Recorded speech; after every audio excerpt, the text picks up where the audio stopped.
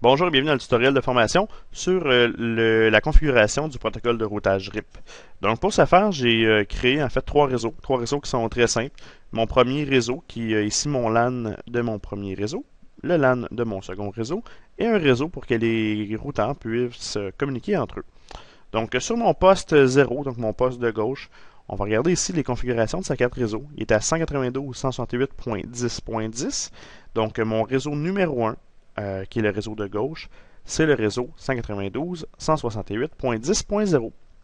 J'ai aussi déterminé que sa passerelle par défaut était l'adresse IP LAN du routeur, donc 192.168.10.1. Sur le second réseau, le réseau de droite, j'ai déterminé que l'adresse était 192.168.20.10. Donc, vous comprendrez évidemment que la passerelle par défaut est 20.1 ici.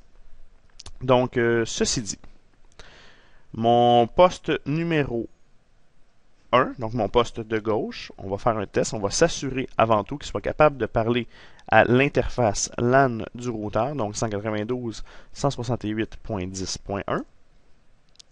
Et vous voyez bien qu'il y a une communication.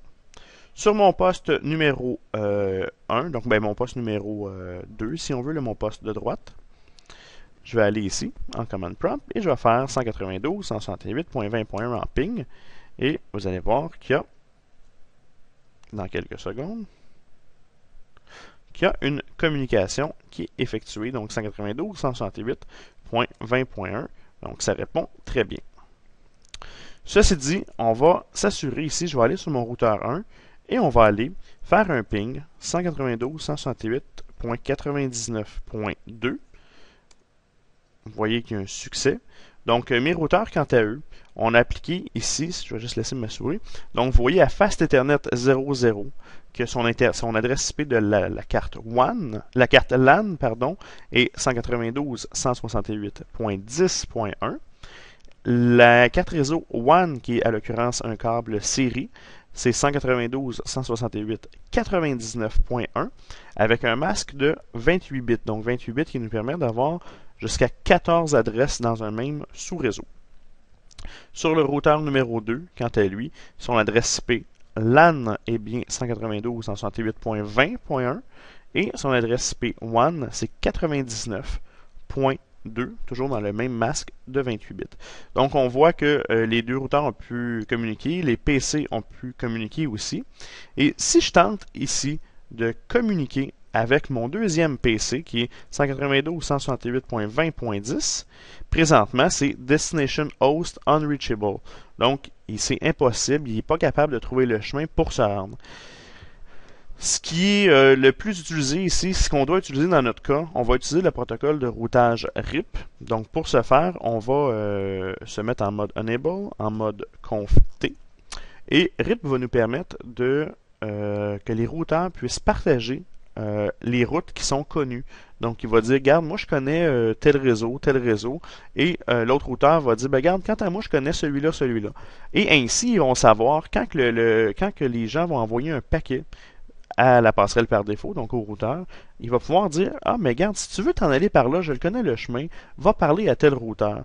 Donc les routeurs vont pouvoir s'échanger des informations sur le réseau et construire leur table de routage, donc leur table de routage qui est finalement une espèce d'inventaire des réseaux et à qui envoyer l'information. Donc tout ça se fait de façon dynamique et la beauté de la chose, c'est que c'est seulement 4 commandes très simples.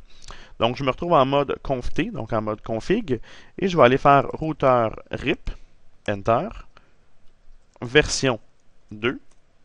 Donc j'ai déjà fait 2 commandes, il ne m'en reste seulement que 2 pour que ça fonctionne.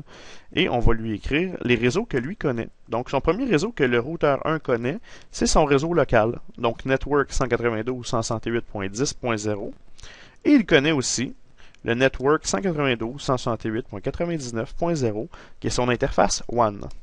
Donc 4 petites commandes toutes simples qu'on dit routeur RIP version 2 et on affiche les deux réseaux qu'ils sont connus tout simplement. Donc je vais faire exit, je me retrouve en mode privilégié, je fais un copy run start pour sauvegarder les modifications que j'ai fait advenant une coupure d'électricité ou quoi que ce soit. Par la suite, je vais aller dans mon routeur 2 et je vais faire exactement la même chose. Donc enable conf-t routeur RIP, version 2. Et lui, ses réseaux connus. Son réseau LAN, c'est 192.168.20.0. Et le réseau numéro 2 qu'il connaît, c'est bien sûr sa carte WAN, donc 192.168.99.0. Donc, 4 commandes toutes simples. Je recule encore de 2 niveaux. Je vais faire un copy run start. Enter. Et voilà, les configurations sont maintenant sauvegardées. Donc, si tout va bien, je vais pouvoir retourner sur mon poste en mode commande et faire un ping du PC de l'autre réseau. Donc, je me retrouve ici, si on regarde la carte physique, la configuration, vous voyez que c'est bien 10.0, donc je me retrouve dans mon PC numéro 1. Et quand je fais un ping de l'adresse IP de l'autre PC, ce qui va se produire, c'est que de mon poste, je vais aller parler donc au travers la switch. La switch va reconnaître que l'adresse, le paquet s'en va à l'adresse IP du routeur. Quant à lui, il va regarder l'adresse de destination et dit non, c'est pas dans le réseau, donc je vais transférer ça au réseau où ça appartient, qui lui va transférer ça par la switch au PC. Et évidemment, ça va revenir. Donc, pour faire un test, un deuxième test pour vous assurer que ça fonctionne, je vais aller sur le deuxième PC, donc sur le PC de mon réseau 20.0. Donc ici, 20.1, c'est son adresse gateway. Donc 192.168.20.10, c'était le deuxième PC. Je m'en vais en command prompt et je vais faire ping 192.168.10.10. C'est mon PC de gauche et vous voyez bien qu'il y a une réponse. Donc, très intéressant. Je peux maintenant faire en sorte que mes deux réseaux se parlent au travers les cartes WAN de mes routeurs et sur un autre réseau à part. Donc, on transige vraiment sur plusieurs réseaux pour envoyer les paquets. Donc, je vous remercie et passez une agréable journée.